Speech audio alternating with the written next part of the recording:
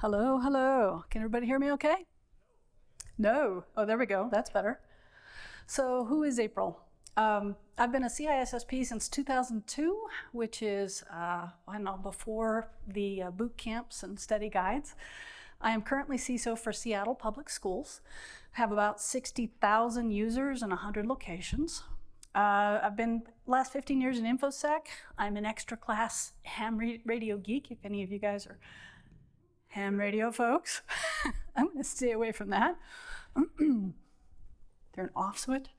And I'm a Red Cross disaster preparedness presenter. So I've done the last 10 years or so. We're an earthquake country, and so we teach people how to have 2 weeks of supplies and take care of themselves when there's bad things that happen. And that kind of applies to work. I am into preparedness and trying to get ahead of the game. And per that Ben Franklin quote, by failing to prepare, you are preparing to fail. And I hope everyone here is in sort of the preparedness mindset. So let's set the scene a little bit. I work in K-12. In K-12, we've seen a lot of ransomware lately. In fact, the Port of Seattle, Seattle Public Libraries, Highline School District, just to name a few, all in the last couple months. So it's happening, and it's happening on a pretty regular basis. And when they target K-12 institutions, we have big issues, right? We have downtime, so it could be 3 days to some schools, districts have been offline for 3 weeks trying to recover from a ransom event. And the monetary losses are not small either. We're talking $50,000 to $1 million. However, it gets worse. If you look at what happened in Minneapolis, the data that was exfiltrated, that was stolen before the ransomware occurred, was really sensitive stuff. And if you think about a school district, yes, we have social security numbers for employees. Yes, we have PII for student stuff like grades. But we also have the counselor notes that talk about suicide thoughts. And we have counselor notes talking about parent abuse. We have other discipline records. We have HR investigations into sexual assaults, right? We have terrible, terrible information that does not need to be made public. And if it is, it puts students at risk, right? Families at risk, communities at risk. So the stakes get kind of high in that space. So what are we going to do about it? I have to think about this as it's more of a win than an if. And so I need to both be able to detect and respond quickly, right, when it shows up. And one of those ways is also part of that response and responding quickly is doing practice exercises. Think about it. In a school district, we do fire drills, right, to protect the safety of our kids. Why not do cyber drills? And that's part of where this came about. And you can kind of think of it in game terms as role-playing D&D meets cybersecurity, and it's all hosted by the generative AI. So we're going to do a tabletop together as a group. And those in the back may want to come a little bit more towards the forward because you're going to need to be able to read the screen. And I'm kind of breaking MY's rules a little bit. This is going to be dynamic. We're going to actually interact with Gemini when we do this. To the group, I'm going to ask you, and this is, if you're going to lead your own tabletop, you'll want to have your own ground rules. But I ask my group, be willing to engage, be open to brainstorming, be supportive of one another, accept the scenario limitations. This is not going to be exactly the same as your organization. Take the opportunity to learn what you can, given the constraints. Listen to each other, and be willing to accept non-closure. There really isn't a win here, right? We're trying to respond faster to a terrible situation. The roles, I'm the incident manager. I'll set up the stage, I'll coordinate the gameplay, and I'll facilitate a group answer to the questions as they come up. The defenders, you are all going to pretend to be essentially the IT and operations folks at a medium-sized school district, and you're going to help me step through this incident, okay? And the attacker is going to be represented by Gemini, the generative AI that we're using in this instance. You can also do this with other tools, but I'm using Gemini. So let's talk about, if you want to do this yourself, what does the prompt look like? Have all of you used generative AI tools? Can I see a show of hands? Most of you? Okay. You know that the prompt is important. So these are the pieces to my prompt. You need to tell it the size and the type of organization. You need to tell it the role of the person who's going to be responding to the practice exercise. It might be the COO, it might be the CIO, it might be somebody else. Maybe it's communications or legal. You also want to tell it how many turns we're going to do, right? How many of these injects are we going to allow?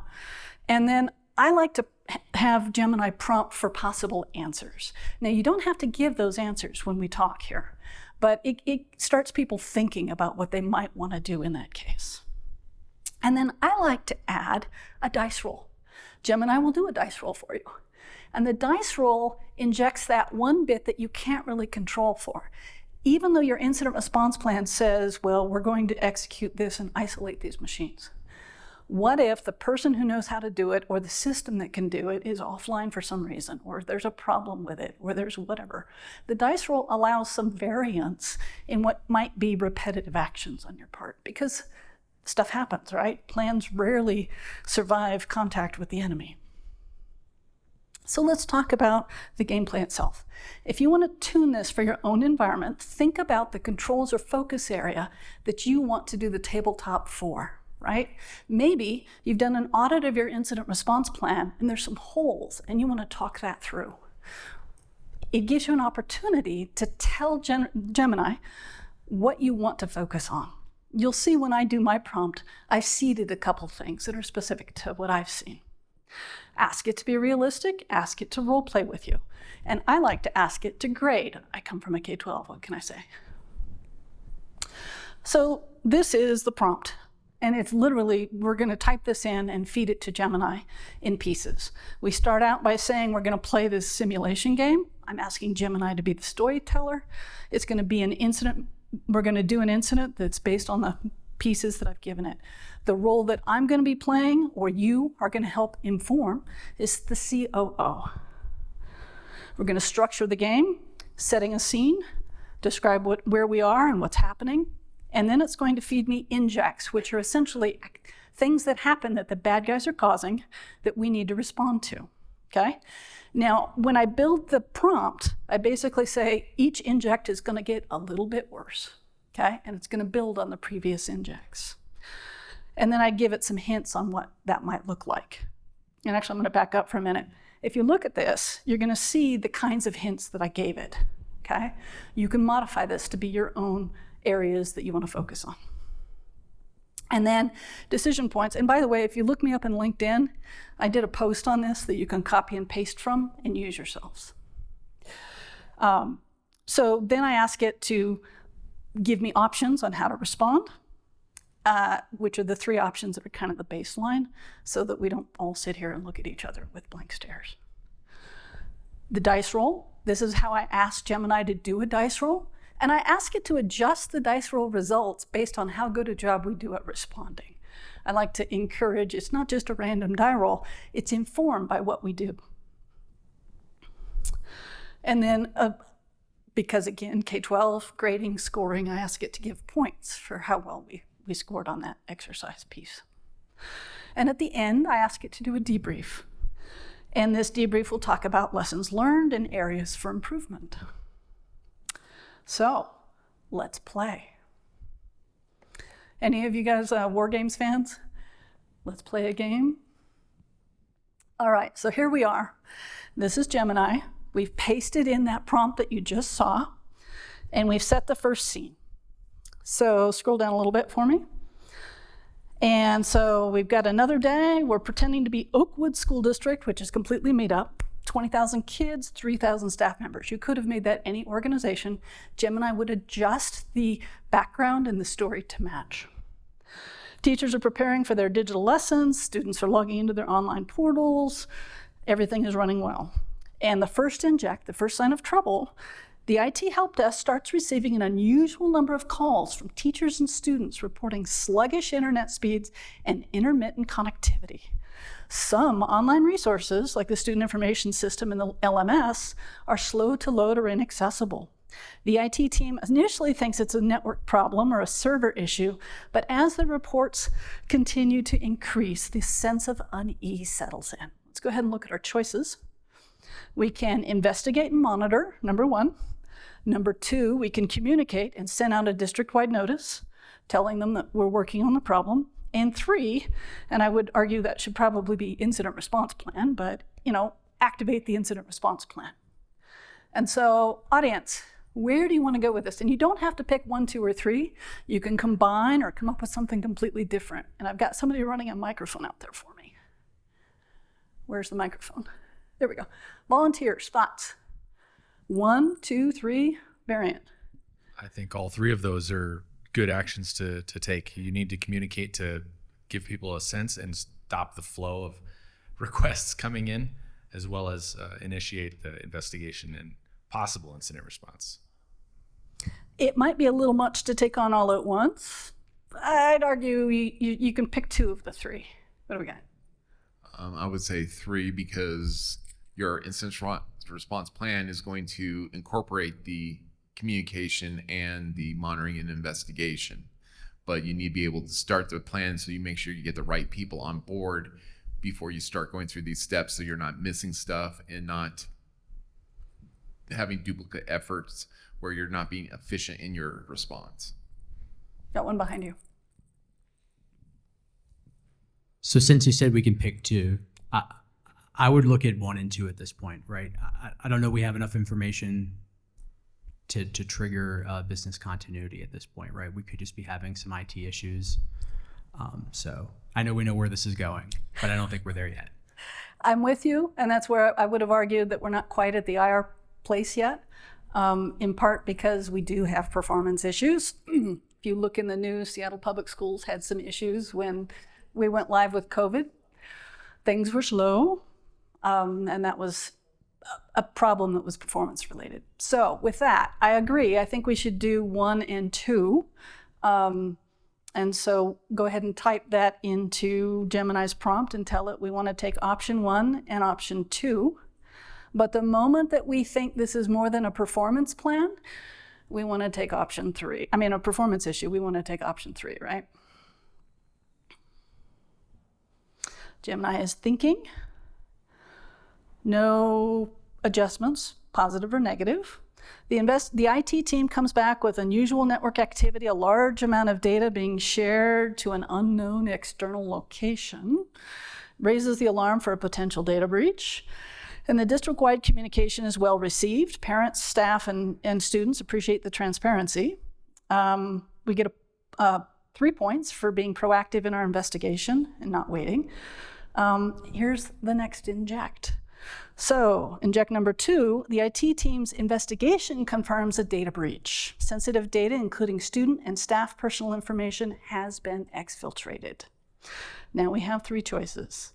Contain and investigate, notify the authorities, transparency and communication, and I think we should also add, as mentioned, we should activate the incident response plan, which isn't one of the choices, but we can feed it back in. Thoughts? Got one over here. And unfortunately, we have to wait for the mic because I think this is being recorded.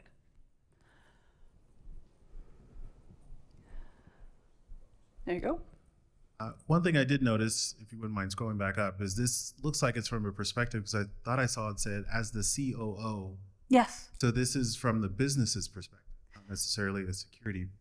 You can tell it whatever role you'd like it to play, COO or CIO, and I did try to take it up to the executive level, COO, because there is communications and risk management, legal, and other pieces rather than just the IT side. Yeah. Okay. So thoughts on 1, 2, 3, and I'm going to ask that we also add activate the incident response plan because it was mentioned last time. And then what? Contain and investigate, notify authorities, or start preparing a communication plan. I would go with, other than the IR plan, number 1, stop the bleeding is the first thing in triage that you need to accomplish. So for the back, what we want to say is we'll take option 1, but we want to activate our incident response plan, which should include spinning up the experts needed for our legal, communications, and external experts, right? Everybody fair with that? Anything else? Thoughts? Okay, Go ahead and hit enter. Spinning, oh, sorry. Sorry. Spinning up our contacts for legal, communications, and external cybersecurity experts. So we'll do what we can, but we're going to call in the heavy guns. Okay, hey, we got a nice dice roll. Die roll is a 6. Go ahead and scroll down. So the IT's swift action in isolating the affected systems is bolstered by the activation of the incident response plan. The experts brought in conduct a thorough investigation identifying the attack vector and the extent of the data breach. They also implement additional security measures to prevent further intrusions. The activation of the incident response plan proves invaluable. Legal counsel, communication experts, and external cybersecurity professionals early in the crisis ensures coordinated and effective response. So we get +5 for containment and swift IR action. The attacker in Inject 3, possibly angered by the district's response, escalates their attack. They deploy ransomware, encrypting critical files across the district's network, and a ransom note appears on affected computers, demanding a large sum of cryptocurrency for the decryption key. We are now faced with a full-blown ransomware attack. What's our next move? And again, wearing the COO hat. Options are negotiate with the attackers, refuse to pay and restore from backups, and engage law enforcement. Got somebody out here who'd like to comment?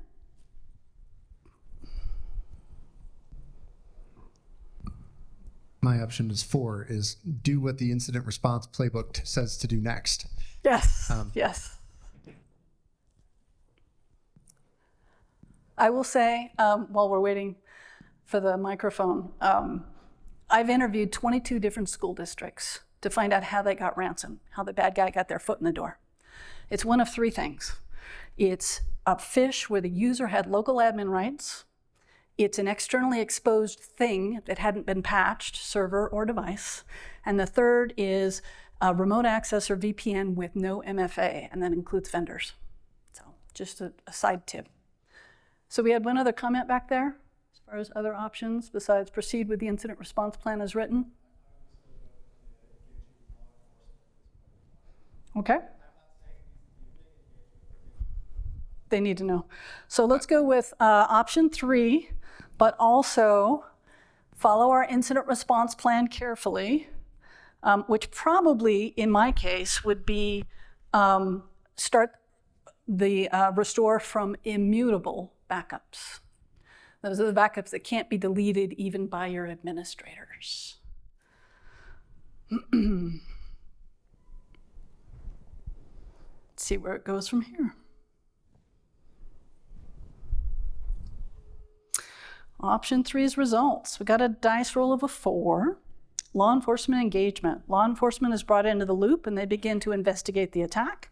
While they can't guarantee quick resolution or recovery of the data, their involvement sends a strong message to the attackers and may deter future attacks. I will also say, if you involve law enforcement, they sometimes have access to decryption keys, which can also help.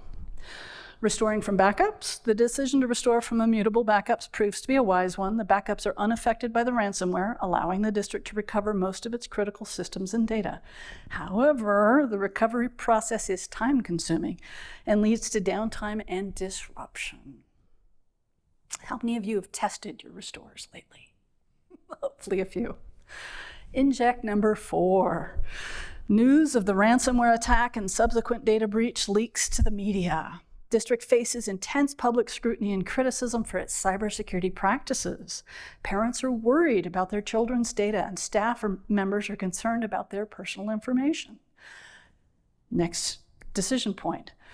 Number 1 is transparency and communication with a press conference. Number 2, reassure and support the affected individuals, including things like offering credit monitoring service.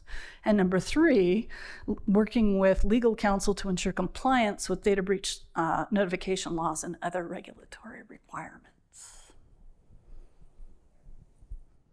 I would go with a combination of 1 and 3. So you want to work with your legal team, not just for the regular the compliance, but also for your communications to ensure that you are providing a consistent and generalized message that does not give too much detail that could cause another attacker or another I can't. You don't want to give away the information about how, Right. yeah, before You it's want to make sure it's reviewed before it's published. agreed. Other thoughts? No. So I guess we're going to go with number 1 and number 3.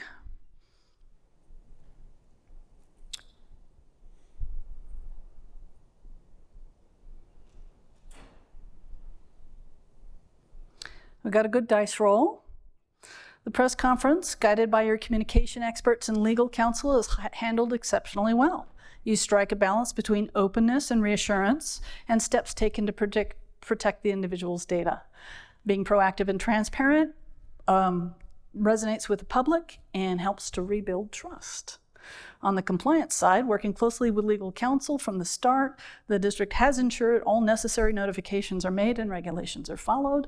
Being proactive minimizes the risk of legal repercussions and demonstrates the district's commitment to protecting its stakeholders. We got 5 points. For effective crisis management and proactive compliance, inject number 5. In the aftermath, rumors and misinformation start circulating within the district. Some staff members are accused of negligence, while others spread conspiracy theories about the attack. This internal discord further hampers the recovery efforts and creates a toxic work environment. Next 3 options: internal communication and fact-checking. So this says establish clear channels for internal communication to address the rumors and misinformation. Second option, employee support and counseling, offering support and counseling services to staff members that are struggling. And then 3, leadership and accountability. Take a strong leadership stance against the spread of misinformation and negativity, hold individuals accountable for their actions, and promote a positive work environment. Politically laden. Who's our COO here? I would say number 3 with a more emphasis on the providing the fact-checked information. So 3, but with a careful focus on facts. What do we have here? If you go to number 3, you're going to cause a wasp nest just to explode on you. The harder you pound down on this, the worse it's going to basically get. I would basically try to do a 1 and 2 option. Basically, deal with internal communication and tell people, reassure them what the facts are. But if you try to push back on even misinformation, the more you do, the more you're actually reinforcing the misinformation. This is my sort of view on these things, and I'm just saying, but you should provide some form of counseling, especially for people who have been impacted, just so that they know you care aspect to try to maintain that culture. But I'm just pointing out 3 is I would avoid it. Well, and that's exactly why we do tabletops. Everybody here, you hear the different perspectives, comms and legal and operations, and we share that wisdom across and make a joint decision. Go ahead. I would also keep in mind that if we have already involved law enforcement, there may be some legality like gag order type issues. So it may not necessarily be our responsibility to be accountable for people. Law enforcement may be handling some of that on the outside. For external folks, yeah. Any other comments? I think I'll merge this a bit and say that we would like to do some fact checking, but we're going to focus on employee support and counseling, and make sure that leadership provides a strong presence and clear message of both support and guidance. How's that? Is that fair? Because leadership needs to step in and say, hey, we're on it, but at the same time, we don't want to be pointing fingers and creating sensitivity issues. And yes, Gemini's pretty forgiving of spelling errors. Sound fair? Okay.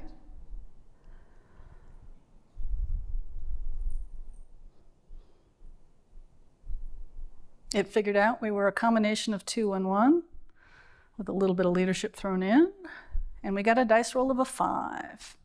The outcome, employee support and counseling. The district implements a robust program of support and counseling services. This includes access to mental health professionals, group therapy sessions, and stress management.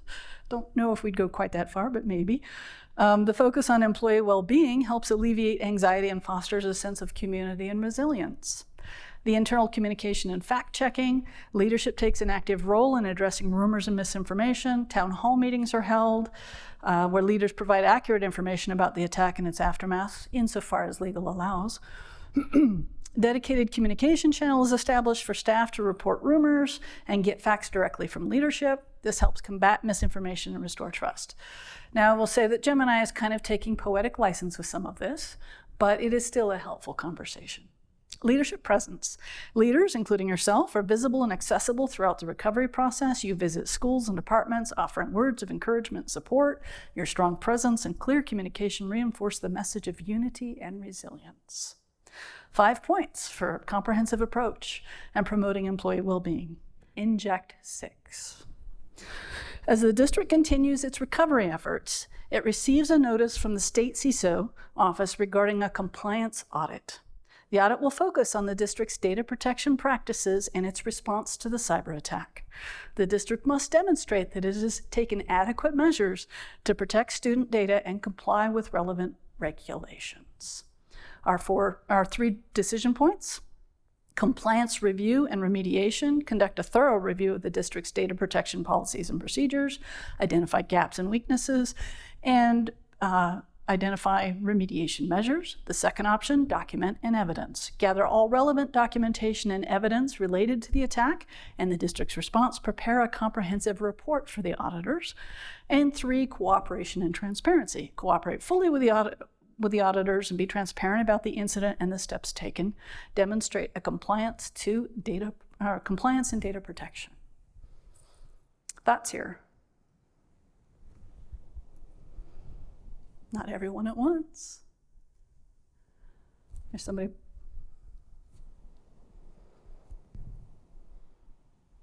So I know we're only supposed to pick 2, but I feel like that's an all of the above situation. But with the caveat that I would recommend auditors be external and not from within our district.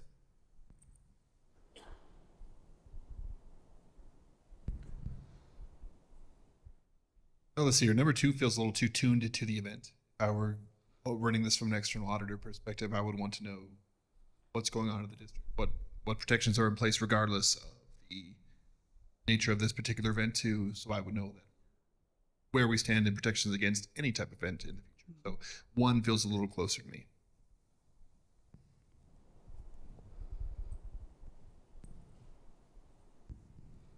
Given that there is an external audit that takes place, the reality is that's where the focus needs to be done. If you can do compliance review and remediation, but I mean, I do an internal review myself, but if I'm gonna have external auditors come in, my focus would be on cooperation and transparency with them, because in the end, you want them to find your gaps rather, while number 1 looks more like a cover-up. I gonna, again, throw that out there. And so, again, it depends on how you perceive this message by the CISO, because if you're looking at it, hey, we want to cooperate because we're investigating what happened, where were our gaps, you're welcome to document and do evidence, because I think that there's information you have that even an auditor may not find.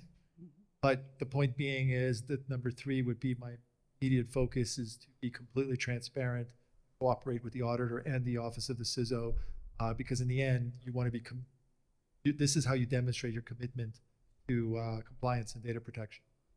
Let me do a show of hands. How many want to go with option 3? Okay. How about option 2 and option 1?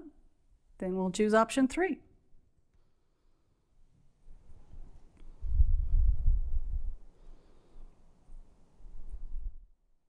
Hey, we got another good dice roll. It does occasionally give lower rolls. Seems to hedge a little bit on the higher rules, though. The district embraces the audit as an opportunity to demonstrate commitment to protection and cybersecurity. You and your team work closely with the auditors and provide them with a full access to all relevant information and docs. You're open and honest about the challenges and the lessons learned. The auditors are impressed by the transparency, proactive approach, and dedication to improving their posture. The audit concludes with a positive report highlighting strengths and offering recommendations. Continue on. They gave us 5 points. Wow. Debrief. So here's where it does a summary of how we did. So our pretend school district faced a series of escalating cybersecurity challenges, from a data breach and ransomware attack to public relations crisis and internal discord. Our decisions played a crucial role in navigating these challenges, and we prioritized transparency, communication, employee well-being, and demonstrated strong leadership and accountability. Final score was 21. It's actually one of the better scores. I've done this about 10 times. You've demonstrated exceptional leadership and decision-making skills. You balanced risk management, business continuity, PR, legal implications. You made well-informed decisions that prioritize the best interests of the district and the stakeholders. Outstanding performance, lessons learned. Let's take a look at those. Being proactive, early detection. I can say Highline Public Schools, near, a couple miles from where I work, had a ransomware incident, and they pounced on it immediately, and still damage was done. So speed is really important in this stuff. Swift activation of incident response plan is crucial for making sure the crisis management moves along. Refusing to pay ransom can be challenging, but sends a strong message, protects against future attacks, and you're not funding the bad guys to go attack somebody else, right? Transparency and communication are key in managing external and internal stakeholders, and employee well-being and support are essential for maintaining morale. And then, of course, cooperating with regulatory bodies, helpful for positive audit outcome. So let's take a look at the areas of improvement. While the district's backup strategy was effective, there's always room for improvement to minimize data loss and downtime. Security training and awareness for all. And advanced threat detection and incident response is kind of a never-ending story, right? How do we get better? Each of these practice sessions help us improve our place. So that is the end of the simulation. We can reboot that simulation by modifying a few key fields, like the kind of organization, like the size of the organization, and the role of the person doing this. How many minutes do I have left? 10 minutes. I'm going to ask the tech in the back, if you have that still in your copy buffer, do you want to try to redo the whole Gemini prompt?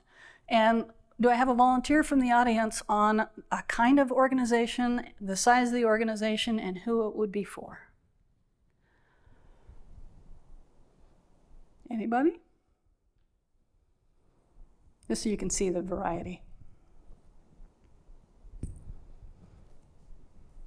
I would say probably transportation would be a good one, since that is a more,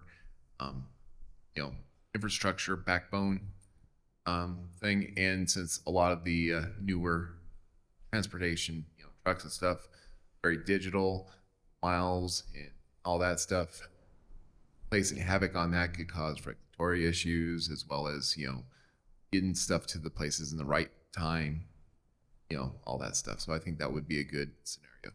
Okay, transportation, and you want to play the role of?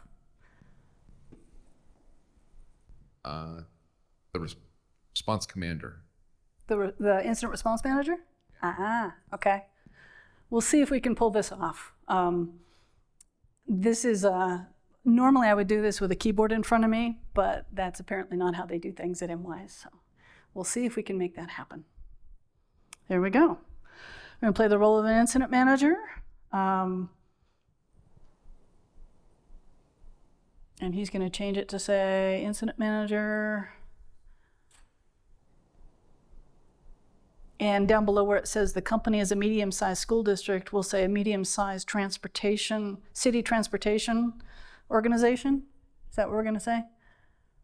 Sure. We'll say city transportation.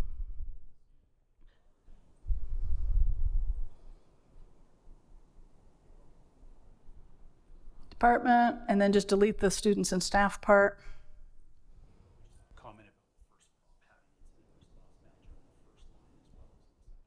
Okay.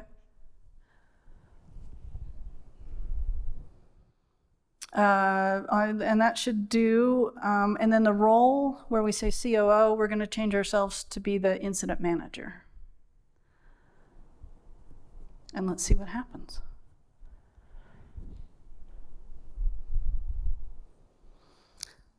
So it came up with the city of Oak Haven bustles with a morning commute. Buses navigate the streets. Lights synchronize. Transportation department's control room monitors the network of systems.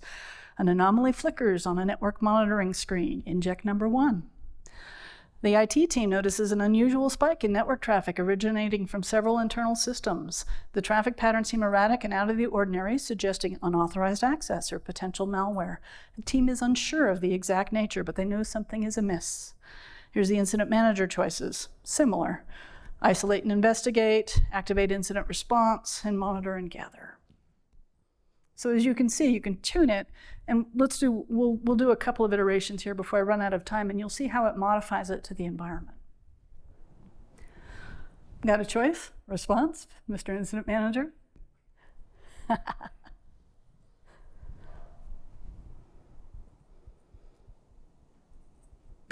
If you're incident manager, you're already going to be wanting to do the incident response plan just because that's the level you're going to be working at anyway. And then that's going to be followed by isolation, so that you're not letting it propagate. So I would say 2 with a combination of 1. Okay. So option 2 and one as we can. As we have insight, yeah. Yep, great. See where it goes from here.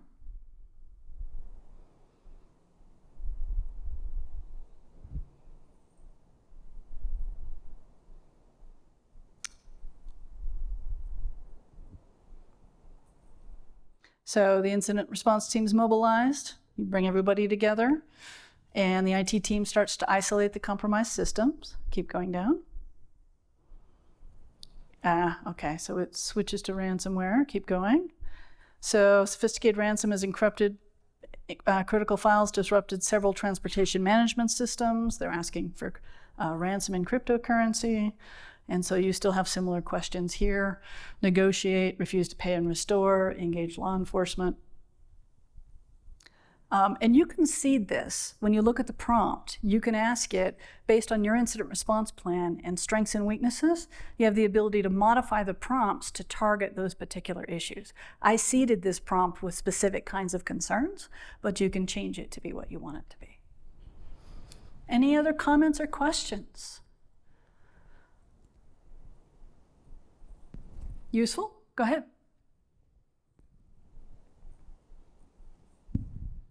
How well does Gemini offer criticism when you pick an option that is correct, such as, like we talked about before, using a heavy hand when there's already a toxic environment? That would probably be ill-advised. Is Gemini good at criticizing that choice? If you ask it to in the prompt and ask it to include an inappropriate choice in the list of actions, yes. And then it would note that you've picked an inappropriate choice. So you kind of have to seed it a little bit if you want it to. I do notice that Gemini sort of errs on the side of positive and encouraging and forward. And if you want it to do negative, you have to kind of add that to your prompt. Have you had anyone input information about their actual company or anything like that before? Obviously obfuscated and anonymized and things. If you want to give it details to that level, use your tenant account, right? Either tenant Gemini or tenant Copilot. Otherwise, yes, I would strip it and keep it generic for anything that you wanted to do that was in the public pool. Thanks for that reminder.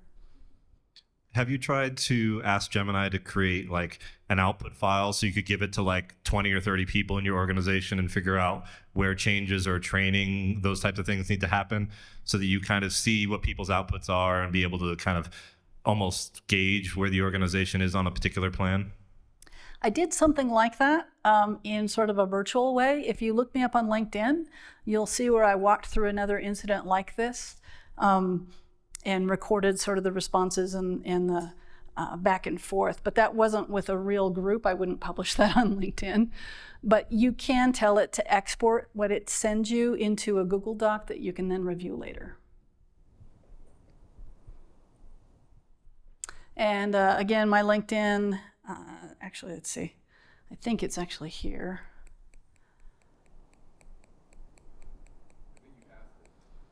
Oh, I guess not. It's not there. Oh, was it? Ah, my mistake. So yeah, I'm April Mardock. So LinkedIn/IN/April Mardock, and you'll see this. Thanks for rescuing me. Whoop, I did again. There we go. So yeah, you can copy and paste the prompt from here. And again, feel free to modify it. This is just a structure that helps you use this to do your incident response practice. Thank you, everyone. Thank you, April.